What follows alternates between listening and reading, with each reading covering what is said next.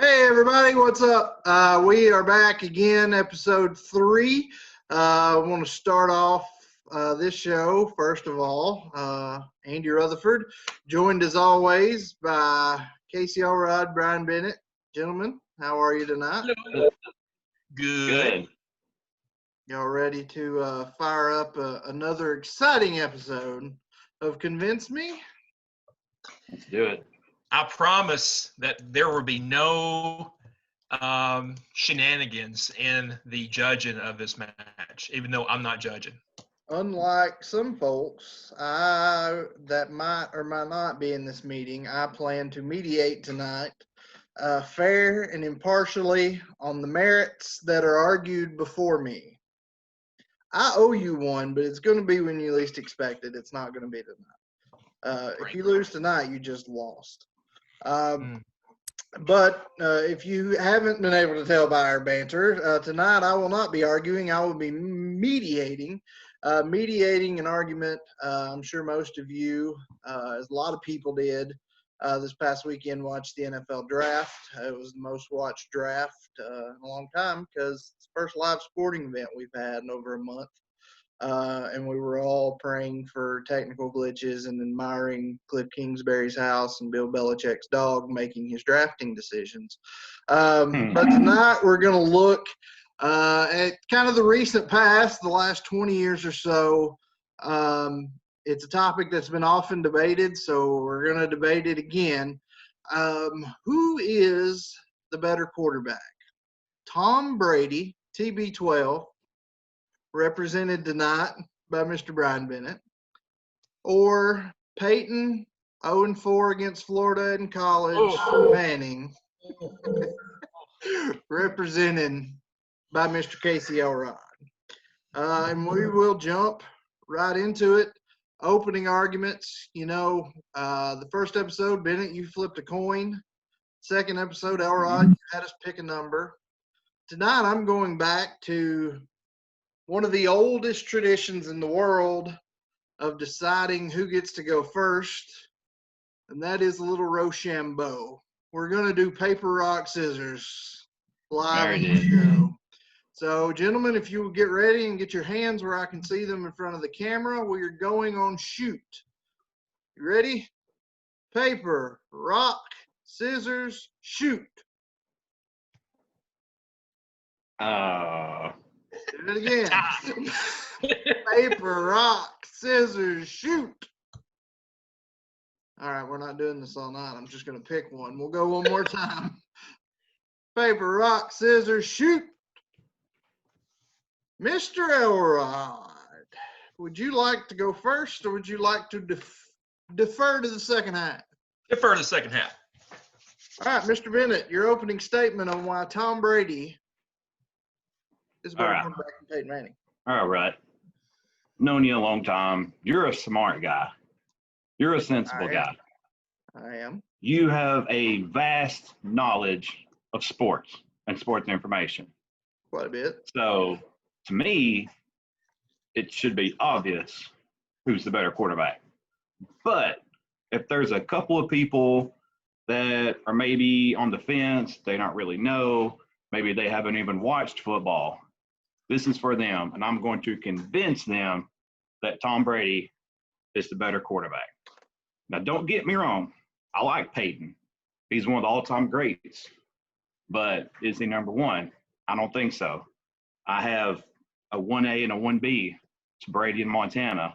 You can put Manning in there with Unitas, Bart Starr, wherever you want to put him in there. He's a top 5 for me, but it's kind of after the 1A and the 1B, it gets jumbled up. So also, us as sports enthusiasts, we tend to measure greatness by winning. And it's a fact that nobody wins more than Tom Brady. Very well said. Mr. Elrod, your opening statement. I just want to object to you bringing Joe Montana up to the mediator. Overruled. That is It's a fact. They're 1A and 1B. Here's the thing that people are going to have to realize, including you, right? When you look at quarterbacks. Are we going to judge a quarterback's success just on Super Bowl victories? My vote is no. Is Terry Bradshaw a better quarterback than Dan Marino? No. Is Brad Johnson a better quarterback than Dan Marino? No. Once you look at the stats, college, even in the NFL, Peyton's stats are better. Peyton played 19 less games, but he has some categories where he still exceeds Brady. Brady was second fiddle at Michigan. He was second fiddle for 2 years with the Patriots. Manning was never second fiddle. And we'll get into this more tonight, but I will have you convinced without a shadow of a doubt that Peyton Manning is the superior quarterback than Tom Brady. All right, gentlemen. That will wrap up our opening statements, and let's just go ahead and get into our topics. Elrod, we'll let you lead off here. We're really looking at NFL numbers tonight, but to lay a little background, to tell the whole story of these quarterbacks, let's look at their college career and subsequently tied together their draft, their entrance into the National Football League. Elrod, tell me about Peyton's. Well, if you look at the college stats, I had more touchdown passes, or I had equally as many touchdown passes as Tom Brady did his freshman and sophomore year. Which is none. Tom Brady played second fiddle to Drew Henson, and he played second fiddle to Brian Griese for the better part of his career in college. Peyton was a Maxwell Award winner. He was voted best quarterback his senior year. He had over 85 touchdown passes. He had 89 to Brady's 30 in college. He was a number 1 draft pick. Brady, I don't know if his numbers justified him being drafted in the 6th round by the Patriots. If you look at his college numbers, he could have easily been undrafted. So Peyton clearly had the better collegiate numbers, and it's not even close. All right, Mr. Bennett. Elrod's exactly right. Their paths were totally night and day different. Peyton was the better quarterback. He's your more stereotypical quarterback. He fit the look of a quarterback. Like you said, Brady went to Michigan from 96 until 99. Didn't start until his junior year. Kind of did play second field. Didn't really have the chance to start. I think there was some sort of friction between him and coaching staff, but that's for another day. So let's just go ahead and get into his junior year. He was 10-3 and set the school record for completions, boom, right off the bat. He threw for 2,427 yards, 14 touchdowns, and beat Arkansas in the Citrus Bowl. That's a modest year. I mean, it's not Heisman numbers like Peyton. No Heisman for Peyton. Okay. Numbers like that, I thought for sure he'd have a Heisman, but he didn't. Yeah, okay. Robbed. Moving on. Total rob job, but we won't get into that. Senior year, 10-2. That's pretty decent. 2,217 yards, 16 touchdowns. Again, nothing stellar. Went to the Orange Bowl where they defeated Alabama. So even though he doesn't have crazy stats, he still proved that he was a winner, had 2 bowl wins under his belt, set some records at Michigan. Even though he was a second fiddle, he still set some records and led them to a couple of really good seasons. I would definitely take 10-2 right now as a Florida State fan, for sure. In his career, he went 20-5. Like I said, 2 bowl wins, 5,351 yards, 35 touchdowns. To me, that's decent for a 2-year starter. I think he was worthy of being drafted. Maybe he was drafted in the 6th round. Maybe that was right for him. Definitely a different path taken than Peyton. He wasn't the guy. He didn't look like the guy. And everybody knows Peyton was the 199th pick in the 6th round. They talk about it every single year during the draft. 7th quarterback taken off the board. Biggest name that year was probably Chad Pennington or Mark Bulger. And have you ever seen the picture of Tom Brady on draft day? That's Tom Brady. I don't have the video, but if you watch him run his 40, he looks like a newborn giraffe running. It's bad. But to me, it's fascinating, though, how he went from somebody that nobody ever heard of to becoming the greatest draft day steal of all time. And I think maybe that kind of put a chip on his shoulder because he always, and still does to this day, plays with a lot of intensity. And I think something like that is something you don't really ever get over, and you feel like you always have something to prove. So maybe it worked out for Tom Brady being the 199th pick. All right. Speaking of his running, we should have shown video and see who's the goofier looking runner between the two, because neither one's very graceful. They are not. So, all right. You know, you talked a lot about being a winner and championships in your opening statement there, Bennett. But in order to get to win championships, you got to get there. You got to get to the playoffs. And there are a lot of players through history that don't get a chance to show what they can do in championship games and in playoffs because they don't get the chance to get there. And in order to get there, you have to be, other than very, very rare circumstances, on a winning team for that year. So tell me about, up to this point, because technically it's not over yet, but tell me about Tom Brady's play in the regular season throughout his career. Sure. I took the liberty of going ahead and kind of compiling some quick stats for them too. Brady's played 20 years in the NFL, but when you look at it, it's really 18 years. 2008 ACL injury in the very first game, so he's done for the year. And his rookie year, he never really saw any playing time, maybe just a couple of garbage passes. So I'm throwing that season out. So really we're looking at 18 full seasons. And with Peyton too, we're looking at basically 17 full seasons, 13 in Indy, 4 in Denver. So we're looking at 18 versus 17, pretty close to the same. So numbers should be fairly close. Completions, Tom Brady, 6,377. Peyton Manning, 6,125. Give it to Brady. Percentage, Tom Brady, 63.8. Peyton, 65.3. Manning. Yards, Tom Brady, 74,571. Peyton, 71,940. I give it to Brady just because it's the higher number, and we don't know if Peyton would throw for more if he had played one more season because that arm was going bad. Average per pass, Tom Brady 7.5, Peyton 7.7. Peyton Manning.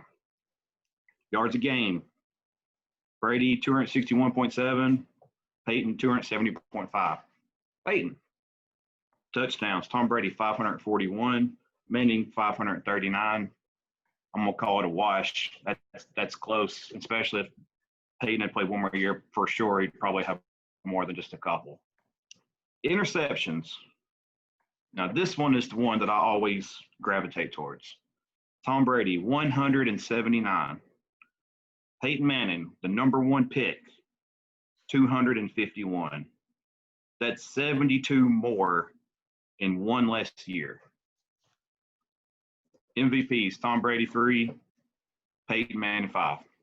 Kudos to Peyton. Peyton, at his peak, was probably better a season or 2 or 3 than Tom Brady. He put up bigger numbers, especially that first year or 2 at Denver. Man, people would tune in and watch Denver play just because it was like watching a video game. It was crazy. Another thing, too, not only just Peyton, there's been other quarterbacks that have bigger seasons, better stats. I think of Drew Brees, Aaron Rodgers, Big Ben, stuff like that. People like that probably have bigger years and bigger numbers than Brady. But Brady's consistency is unsurpassed. And that's really what you want from your quarterback. Somebody, comes out every year and you know what you're going to get from them. Not too high, not too low, just comes out every year and delivers exactly what he does. Tom Brady never had, and actually still doesn't have, a losing season. And Peyton has 2 losing seasons. They really flirted with going winless one year. They wound up getting 3. They pulled 3 out. And really with Tom Brady, if you go back to the 2001 season, there's only been one instance where he didn't start a game.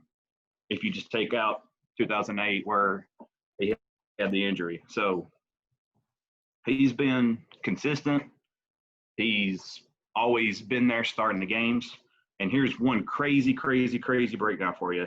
He's had 324 starts. Now we're going to break that down in win-loss and show you just how consistent Tom Brady has been over his career. Let's break it down to a half. First 162 games, he's 125-37. The last 162 games he's played, 124-38. It's pretty close. Let's go into thirds. First 108, he was 82-26. Second half, 84-24. And the third half, 83-25. That's pretty crazy. Now let's break it down into fours. He went 63-18 in the first, 62-19 in the second, 63-19 in the third, and 61-20 in the fourth. That is incredible for consistency for, let's say, 18 full seasons. So that kind of debunks this theory of, well, Tom Brady's fallen off the map. For 18 full seasons, you've got nothing but consistency from. Very good. Mr. Elrod, Peyton Manning, regular season. Let me hear it. He's known as the best regular season quarterback of all time. Now, the numbers, when you look into the numbers, they're pretty close. But the thing you've got to realize is Tom Brady currently has 19 more games under his belt than Peyton does. That's more than a full season. So Peyton, his numbers are comparable. If you just take a season off the table, his numbers are right there with Brady. Manning, he's got 10 seasons of 4,000 yards. It's most all time. Second place only has 6 of those. He's got 12 seasons of throwing 26 touchdown passes a year. The next closest has 11. He has, if you do a per capita view of this, he holds every single record. It's just the fact that he has played less games currently than Breeze. He's played less games than Tom Brady. The one injury season that he had, he couldn't play because of his neck, and he did retire earlier than Brady, and he did retire earlier than Breeze currently is playing. So when you look at the numbers, no one's even close when you extrapolate this out and show that if he had 1 or 2 more seasons, it wouldn't even be close. He would be so far ahead of any of them. So that's that. All right.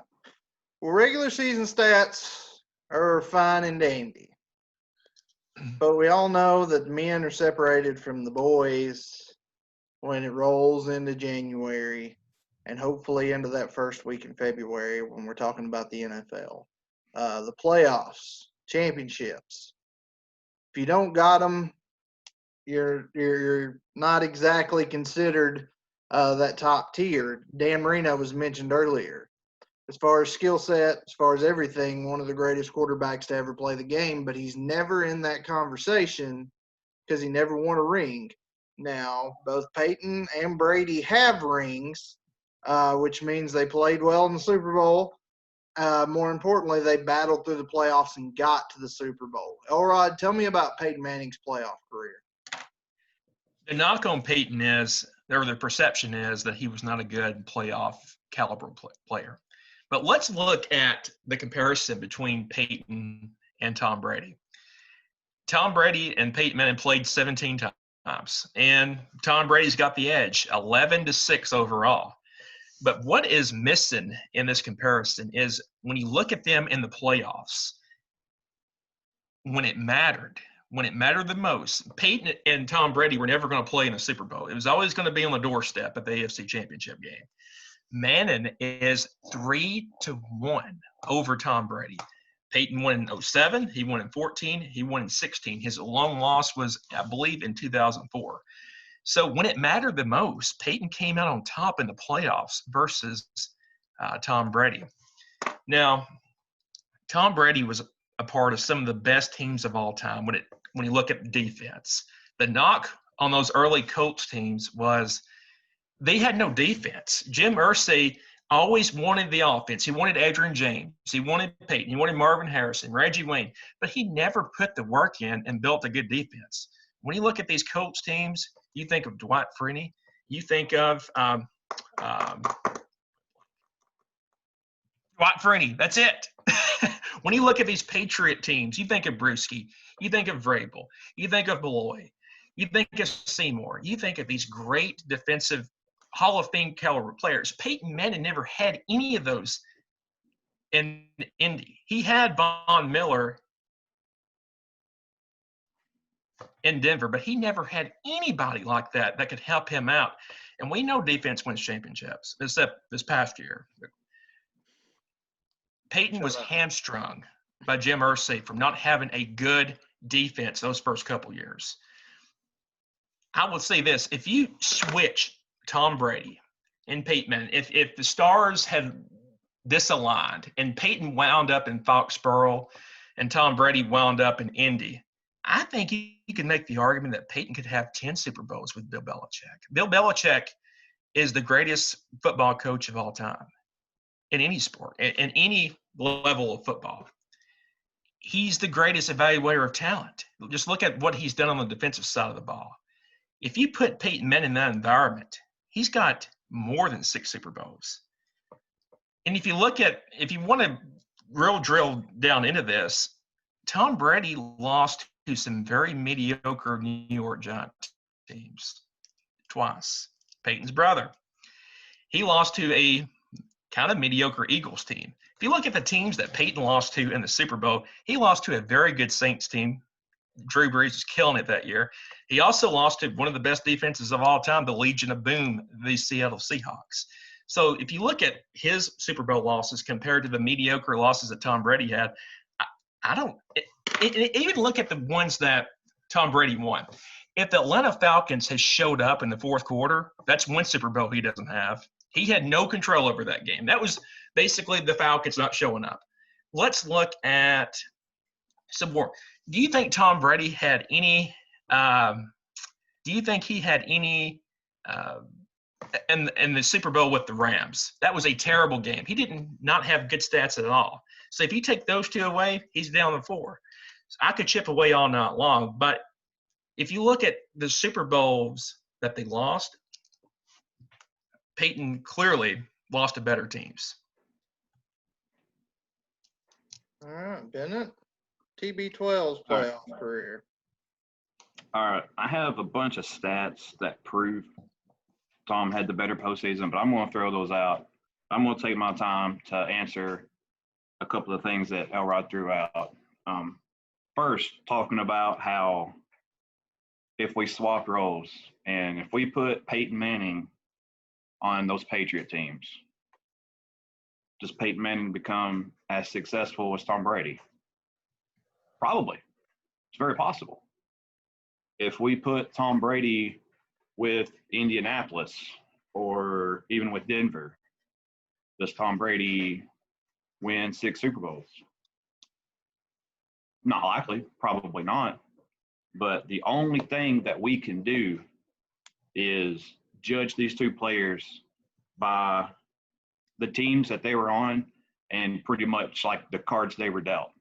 That's the only thing we can judge them on. We can't go into, well, maybe if they did this or maybe if they did that, maybe it was unfair that Tom was on these teams that had these incredible defenses. But let's look at that. That was not by accident that they always had really great defenses. Because what Tom would do is he would always adapt to whatever kind of team they had, and he would make it work. He made Wes Welker a name. Anybody remember Wes Welker when he played for Miami? I don't think so. He made Danny Amendola, Julian Edelman. Some of these names that were like, oh yeah, I know him, but that's because Tom Brady made them. Tom Brady threw to 77 different people to score a touchdown.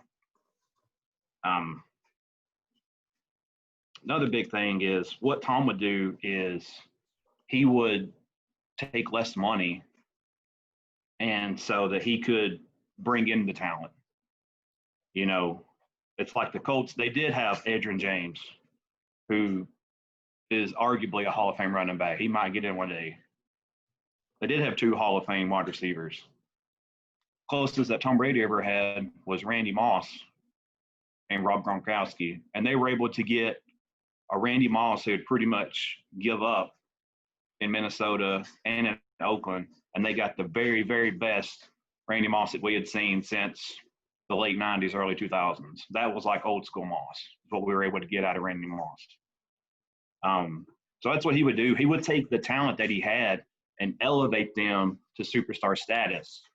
Even the running backs. No big names. Ben Jarvis, Green Ellis, Deion Lewis, some Rex Burkhead, just some names that are popping out to me. You don't have that Hall of Fame guy that they had. So he was just able to take the people around him and make them greater. In Tom Brady's 20-year career, he's only missed the playoffs twice. One of those was in 2008 when he was injured. The other one in 2002, the second full year as a starter. It's almost like every year you expected him to be in the playoffs. Where a lot of other teams would just love to make the playoffs. It was like automatic that the Patriots were going to be in. It's just like, who are they going to play? He had 9 Super Bowl trips. That is more than the Steelers, more than the Packers, more than the Cowboys, and more than the 49ers franchise history. Of those 9, he has 6 Super Bowl wins.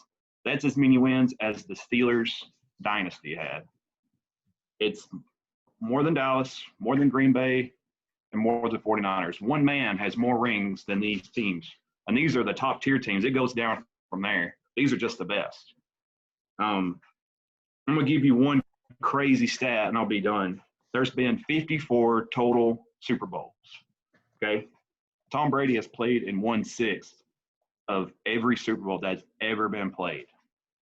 If you condense that down to his 20-year career, he's been in 9. That's almost every other year Tom Brady's been in the Super Bowl. Not the playoffs, the Super Bowl. That's like a video game stat. Like you're going to Super Bowl every year, like in Madden or something. He has 6 rings. The second quarterback with the most rings is 4, and that's Montana. And then on down, you have Peyton, who had the 2. So even though Peyton was able to edge Brady out 3 times, it's 3 times, yeah. 3 times. He only came away with 2 rings out of that. All right. Well, you talked about, and you just touched on it there at the end. Both of you have kind of already covered this a bit, but just whatever you may not have mentioned already, we'll start with you, Bennett. Let's talk about the head-to-head. We want to talk about who's better, Peyton versus Brady. Obviously, when the 2 met, it was primetime television. I don't know if they ever played a Sunday at noon game. It was almost always primetime television.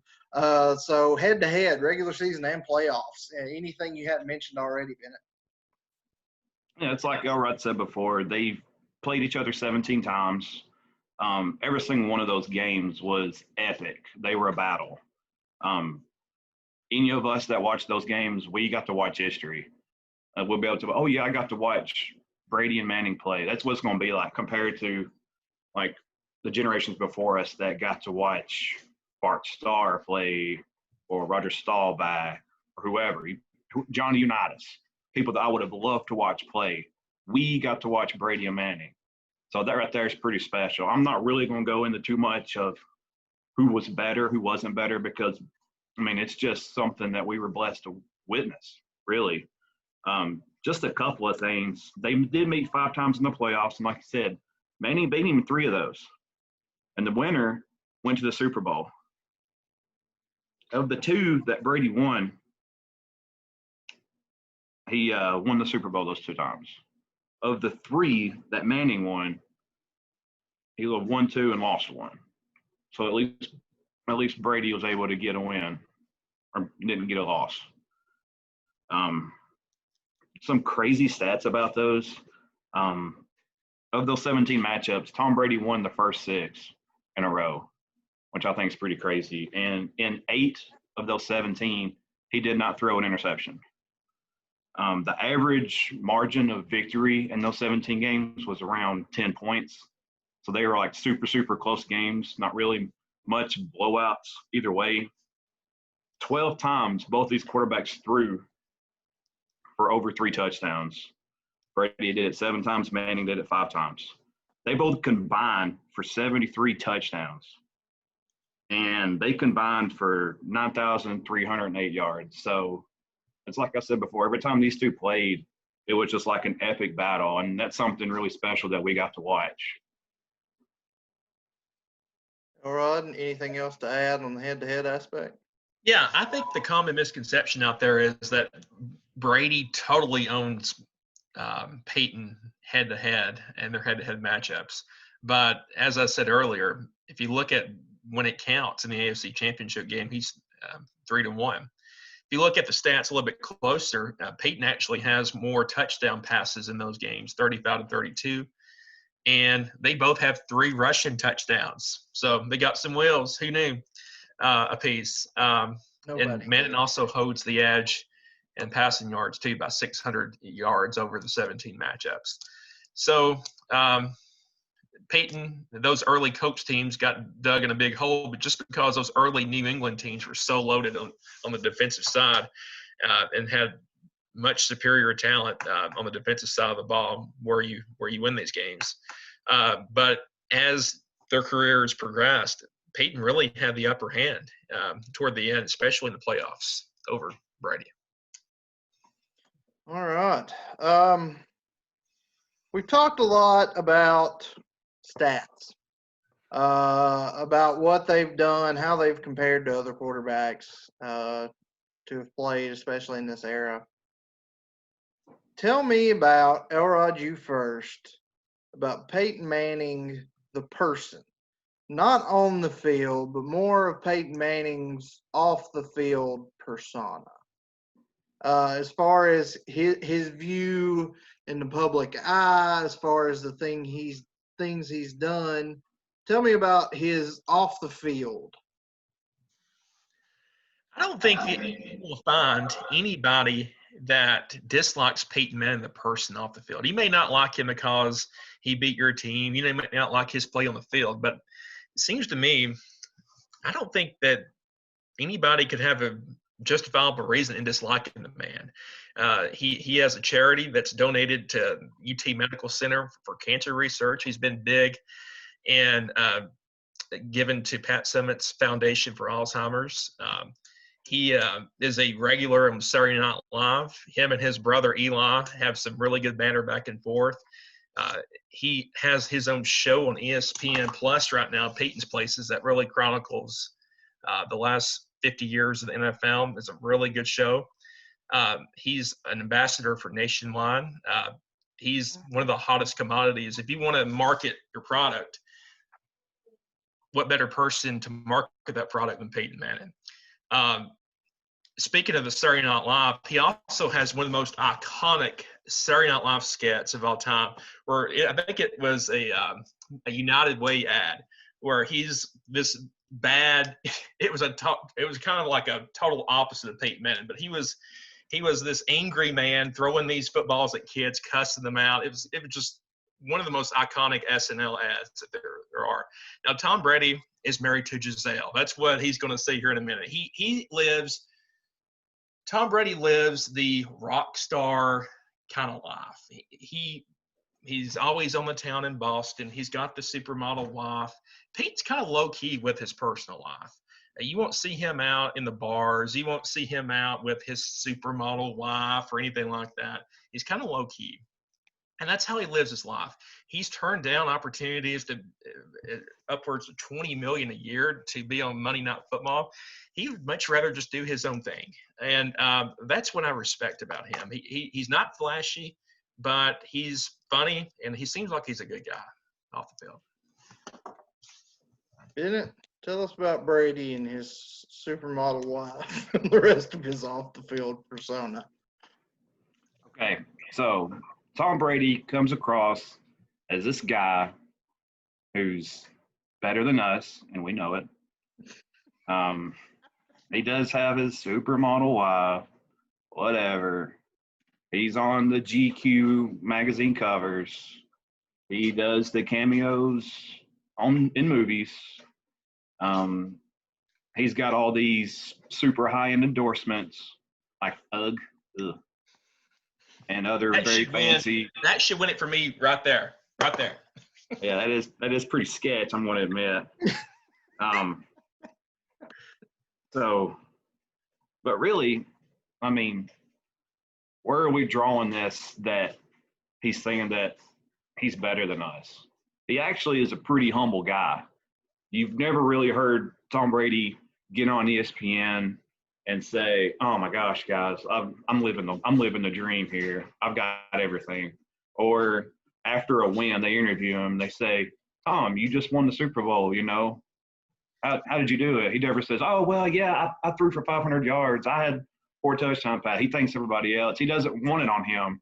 He's actually very, very, very protective, like hyper protective of his image. And he's a really, really private guy. I know you said something about, maybe Tom liking to go out in the town or something.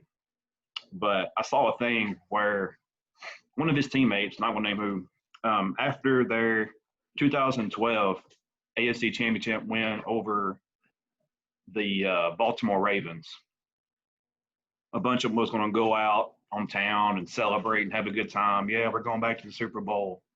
And they asked Tom, I said, "Hey, Tom, you want to go with us? You want to go celebrate?" I said, "No, I want to go home and tuck my kids in the bed." That's really what Tom is. He's a family guy like us. We got to remember that even though these guys get this image of they've got everything, they're still guys like us. I think he kind of gets a little bit of a bad rap just because he is so successful that people don't like him and they think, "Oh, he's so successful, he's got to be just this like stuck up guy." I don't really think that's it. I think it's just he's so private that we don't get a chance to really get into his life and kind of pick his brain and see what he is. So I think a lot of it is just he's kind of a misunderstood guy. He's just a guy like us, except way, way, way more successful. But he's still just a guy. With much, much more money than we will ever have. All right. Let's look as the last topic you all were prepared for before I get into my follow-ups. We've talked about this on the field, college, regular season, postseason, off the field. Bennett, we'll start with you. And granted, it's hard to completely say this because Brady's still in the league. But for at least the New England chapter of his life, what is Tom Brady's legacy as of right now? Yeah, it's like you said. Tom Brady's still writing his story. He'll be 43 this season, and he's still going strong. He's going down to Tampa, and people are already calling them the favorite to win the Super Bowl. It's crazy. But what we can do is we can look back at his legacy as a Patriot. He's a guy that arrived on the scene. That was the 6th-round pick. He was unheralded. Wasn't really expected to do much. You know, he was a compensatory pick. Can't talk. But then you fast forward 20 years, and he's the winningest quarterback in NFL history. He's got 6 Super Bowls, 17 division championships, 9 AFC titles. He's the embodiment of consistently performing at a high level year in and year out. He doesn't have these peaks where he's like got crazy video game stats and he plummets back down. He's just, you know, pretty level out throughout the whole thing. I'm not going to go over all of them just for time, but he owns 16 regular season records, 17 Super Bowl records, and 20 postseason records. Just to simply put it, there'll never be another Tom Brady. So what we're getting to witness, like I said before, is like something special. Rod, what is Mr. Manning's legacy? There's something to say for a quarterback that's soon to have 2 statutes at 2 different places for his play. He's going to have one in Denver and one in Indy. If you go back and go to the draft, there are a lot of question marks about Peyton coming out. People like Mel Kiper said, you got to go with Ryan Leaf. He's the guy. He's the guy. And he even said that if Manning didn't have his last name, he wouldn't be a 5th-round pick. So he had a lot of question marks coming in as well. And he exceeded every expectation that NFL pundits had for him coming in. You know, one knock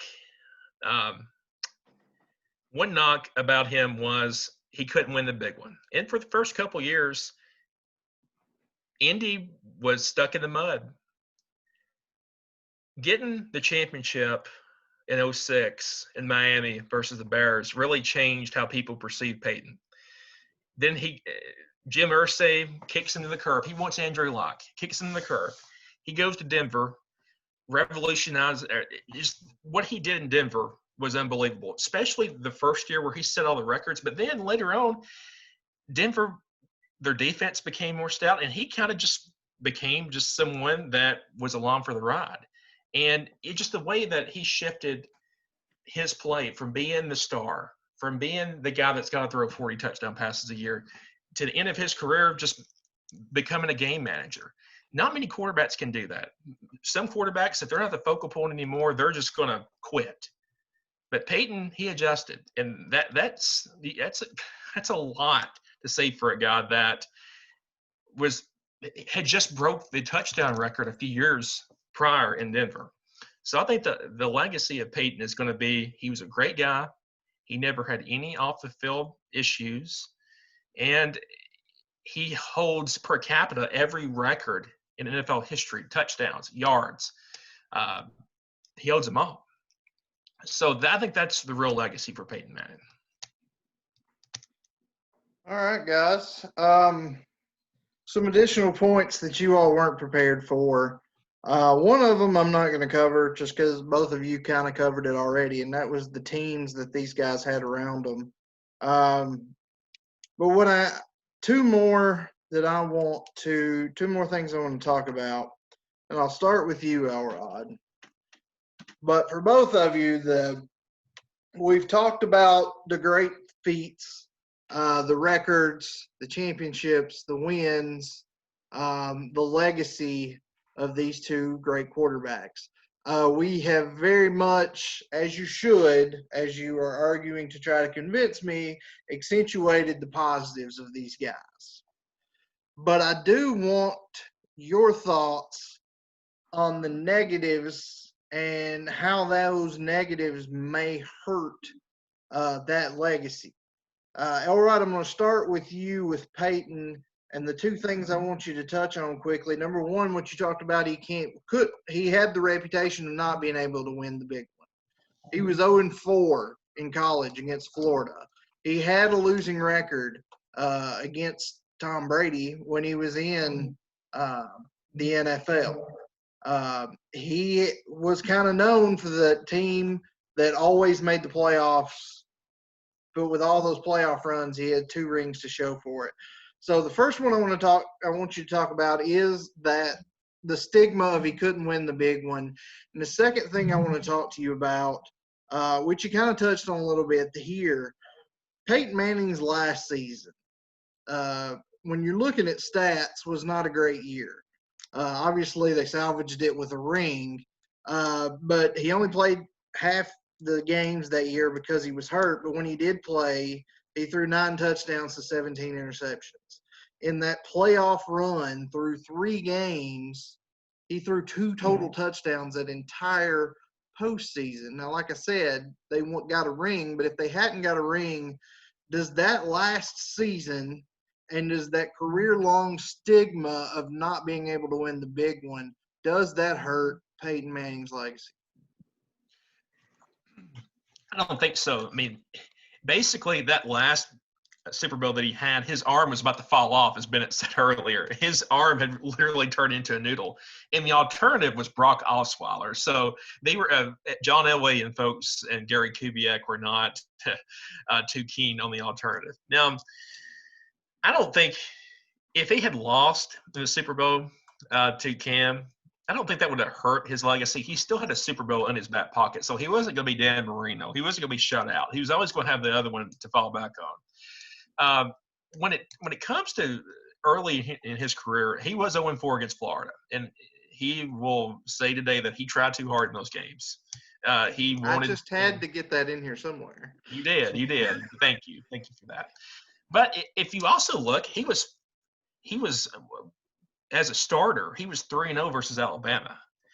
The other big games. That's not really fair, though. Those Alabama teams of the mid to late 90s is not what Alabama is today. I get that. Tom Brady beat Alabama. But he will say early in his career, he pressed too hard. He tried to be the gunslinger. He tried to make things happen when they couldn't happen. But as his career moved along and progressed, he let the game come to him more. And I think with the Bears in 06, in 07, when he won the Super Bowl against the Bears, he proved that he can win the big one. Now, he didn't have 6 championships. He had 2. But I think the stigma of him not being able to win the big one is not really correct, because he does have 2 Super Bowls. He won an SEC championship. He went to the Citrus Bowl, went to the Orange Bowl, places that Tennessee had not been in years prior to him getting on campus. So he was very capable of winning the big one, just not Florida. Can't spell citrus without UT. I knew you had to. All right, Bennett. The negatives of Tom Brady. There's a career-long stigma with him that we may actually get answered this season when it comes around. But there's the career-long stigma that Brady was quote-unquote a system quarterback, that he wouldn't be able to do the things he's done if he wasn't playing for Bill Belichick all those years in that system. I want you to address that, and I also want you to address the elephant in the room a lot of times with Brady, Spygate, Deflategate. Get her. Do those hurt Tom's legacy? All right. First, I'll touch on the stigma about him being a system quarterback. When you think of Tom Brady, you think of Bill Belichick. When you think of Montana, you think of Walsh. When you think of Otto Graham, think of Paul Brown. When you think of Bart Starr, you think of Vince Lombardi. When you think of Roger Staubach, you think of Tom Landry. And when you think of Peyton Manning, at least me, I think about Tony Dungy. These are all guys that were successful, Hall of Fame type, greats of the greats, and all of them had a good coach with them. So just to put him that he's just, coattailed off of Bill Belichick is kind of crazy. Bill Belichick was really like a middle of the road head coach before Tom Brady come along. Bill Belichick was 40-66 before Tom Brady became a starter. Once it's all said and done, he's done in New England. Bill Belichick is 225-79. So to say that Tom needed Bill Belichick, it's actually maybe Bill Belichick needed Tom Brady. You know, it's not just all of a sudden Tom Brady came onto the scene and now Belichick's like, I know how to win now. I've got this guy. I'm going to win.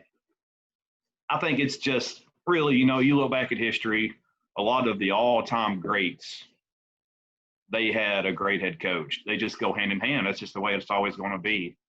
So for them to say that, to me, is kind of not so much. Now, about Spygate and Deflategate, I'm going to touch on the Deflategate. Do I personally think that Tom Brady deflated those balls? Personally, him, no. Did he have knowledge of these balls being deflated? Yes. Did someone else deflate them for him? Yes.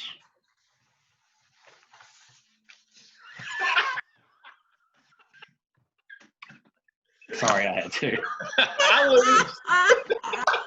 Anywho, back to it. I lost my train of thought. Okay, people, let's bring it home here. I lose. Tom Brady for sure had some knowledge. You can't just, these quarterbacks are like really, really, really particular about their footballs, and for sure Tom Brady knew that it was deflated. Does that make him a cheater? Maybe not. That's up to me and you to decide. Throughout sports, throughout the history, people have always tried to find a way to get an upper hand. We got the steroid scandal, all the different scandals that go on in the Olympics, scandals that go on like in boxing, stuff like that. But do I think it's actually going to taint his career? Not so much. I think it's like with the steroid thing. I mean, it's still kind of a touchy subject, but once you've seen it's these guys are coming a little bit more accepted, and these guys are slowly and surely going to get into the Hall of Fame. And I think it'll be the same way with Tom. I mean, even though he's got some scandals, he's not squeaky clean like Peyton. I do think in time they'll wear off and people will recognize him for what he is. Let's even talk about the deflated football. That Super Bowl, when it was a big stink and they were checking the footballs every 5 seconds, Tom still won the Super Bowl. So it wasn't like a crutch. Maybe he did try to find an upper hand, but he still got it done. All right, and then the last one before we get to closing arguments, we'll start with you, Bennett. I'm starting a franchise. Tom Brady is a rookie in the National Football League. Well, we'll say he's in his – Tom Brady is a third-year starter. So we get out all the rookie and the jitters and the kinks. He's a third-year guy, so he's still young. I'm starting an NFL franchise with a third-year Tom Brady. Why should I take a third-year Tom Brady over a third-year Peyton Manning?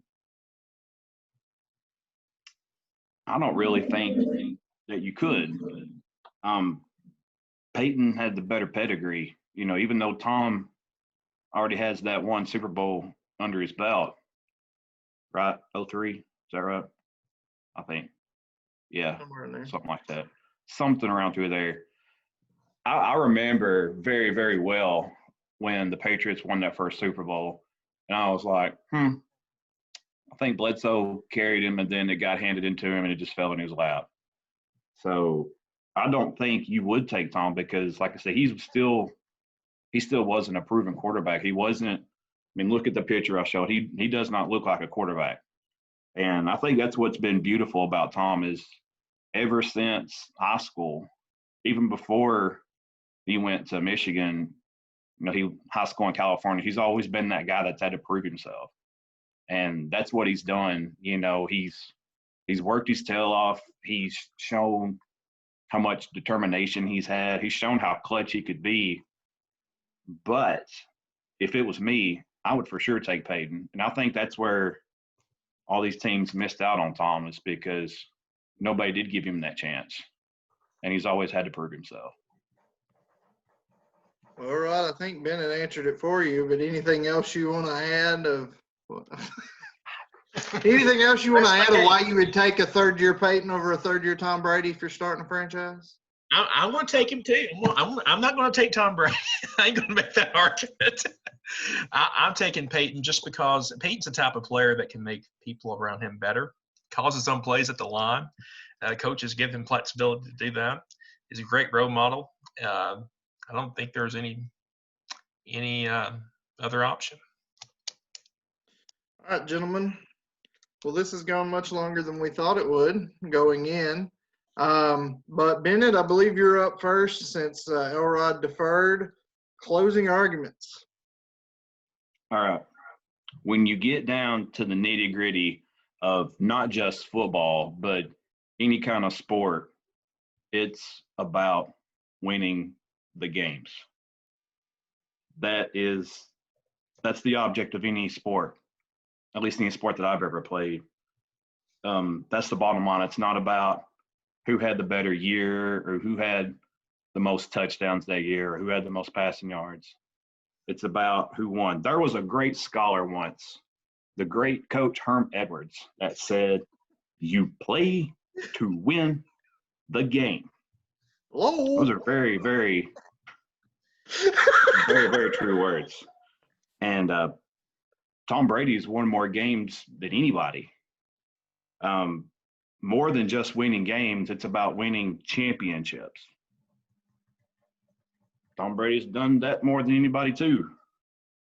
When you put together regular season, postseason, Super Bowl, championships, whatever you want to put in there, Tom Brady is the most accomplished quarterback of all time.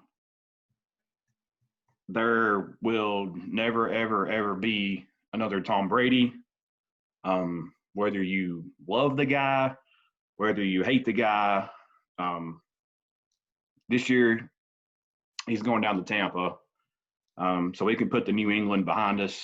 Like I say, if you love him, you hate him, you've got to at least respect the greatness that he is, and just take this year and sit back and watch him and just witness history, because there will never be another one, and we don't know how much longer he's going to play.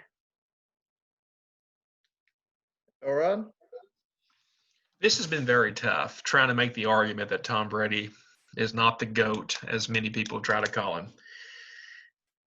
If we're judging this just on Super Bowl wins, as I said earlier, is Brad Johnson really better than Dan Marino? Is Terry Bradshaw as good as those Steelers teams were? Terry Bradshaw barely had more touchdowns and interceptions in his career. Is he better than Dan Marino? Football is the ultimate team game. One player is not going to win you a championship. You got to have a complete team. Peyton, those early years were hamstrung just because he didn't have that defensive talent that Tom Brady had. He had some offensive weapons, but in order to win in the early 2000s, up until Mahomes, defense always wins championships. He didn't have that. I think we've seen here lately the quote that Jerry Krause said that organizations win championships. And I think that applies more in football than basketball. One player in the NBA can win a championship. It can not win a championship, but certainly get you in the playoffs. But one player in the NFL is not going to win a championship. You got to have a complete team. At the end of the day, those Patriot teams are going to have 6 or 7 Hall of Famers on defense. Maybe Dwight Freeney. Maybe on all of those defensive teams that Peyton had in Indy, 1 Hall of Famer. Look at the teams that Tom Brady beat up for years in that weak AFC East. The Bills, the Jets, the Dolphins. Look at the teams that Peyton had to go up against in the AFC South, the current alignment, and even the prior alignment, the Titans, the Texans, the Steelers back in the day. He had to go up against much stiffer competition than the Bills, the Jets, and the Dolphins. Like I said, it's not easy to make the argument that Tom Brady isn't the GOAT. But when you dive into the stats, Peyton has better stats per capita. He's got 2 Super Bowl rings. But overall, Tom has had the better coach, Bill Belichick, the greatest of all time. Now, Peyton had Tony Dungy, but he also had Jim Caldwell and Jim Mora, 2 mediocre coaches. Jim Caldwell hasn't been able to keep a job since he left Peyton. So, all things considered, when you look at the stats, when you look at the legacy, when you look at the person, I don't think that you could make the argument that Tom is better than Peyton. All right, gentlemen. Coming into this debate, I had preconceived notions. I am not a huge fan of either guy, which made me good to be a mediator.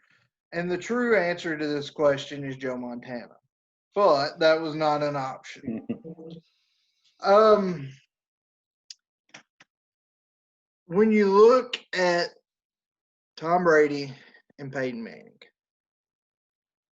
we have seen good quarterbacks, great quarterbacks in the last 20 years. You have your Drew Breeses, you have your Aaron Rodgers. But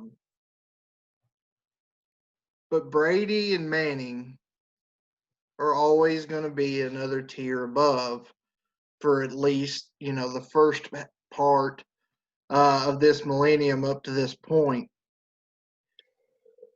I'm going to make my decision. I'm still not 100% sure in my head which way I'm going. This is why I'm kind of buying time speaking mouth here. But the weight of the evidence is what I'm going to look at. But, really, these are split pretty evenly with me based on the arguments you guys have made. There's no question Peyton Manning had a better college career than Tom Brady, even with those 4 losses to Florida. And then there's no question to me as far as the off-the-field persona. Honestly, I can't believe I'm saying this out loud and it's going to be in a published forum, but I would rather hang out with Peyton Manning than I'd hang out with Tom Brady. All right, if you had failed to mention the SNL skits, you were going to lose that point, but you brought them up. But when we look at, I don't think Peyton Manning was, like I said, he's top tier. Of the last 20 years, this is 1A and 1B. Peyton Manning had amazing years. He had amazing numbers, as did Brady. And honestly, you can say, well, he had this many more yards, that many more yards. I'm not taking those as much into account because, like you said yourself, his teams weren't as good. He's playing from behind more often. He's going to have more yards. So as far as regular season, both these guys were consistently in the playoffs. I'm going to consider that category a wash. What this is going to come down to, and honestly, this was a lot closer than I thought this was going to be, this argument. I'm going Brady here. But I'm going Brady based on his consistency. The best stat I heard through this whole thing was Bennett's breakdown of the records. When you look at the halves, you look at the thirds, you look at the fours. Consistency, whereas Peyton didn't have it. His arm was about to fall off his last year. If you take those numbers out, you look at consistency, And whether you agree with it or not, 6 Super Bowls is dadgum impressive. Is Brad Johnson better than Dan Marino? No. Brad Johnson won 1 Super Bowl. He didn't win 6. You know, you look at the teams they were on. Peyton's defenses were not as good as the Patriots' defenses. That's an absolute fact. But you look at the weapons that were available to them.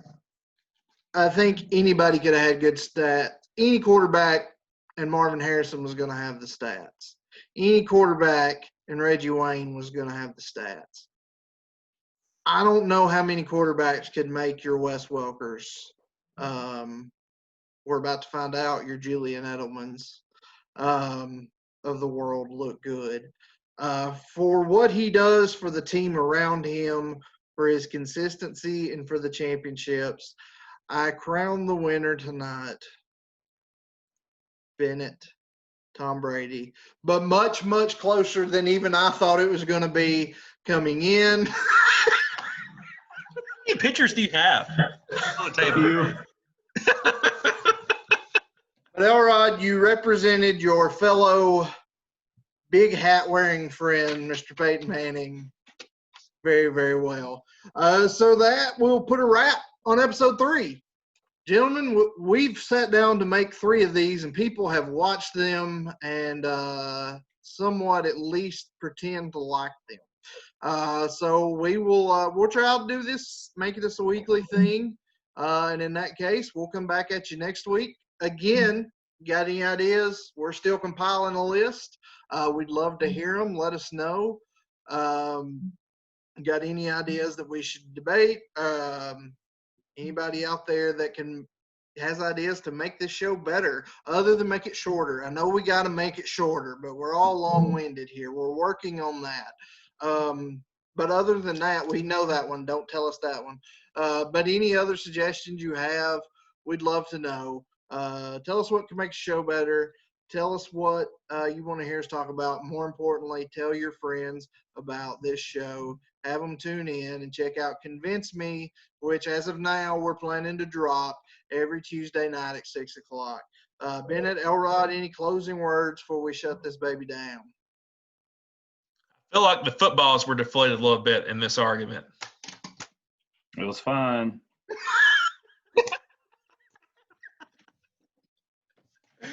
All right, guys. Thanks for tuning in. Let us know what you want to hear next week, and we'll be back here. Thanks for joining us again for episode 3. Bennett, you have convinced me. Thanks, guys. See you next time. Peace.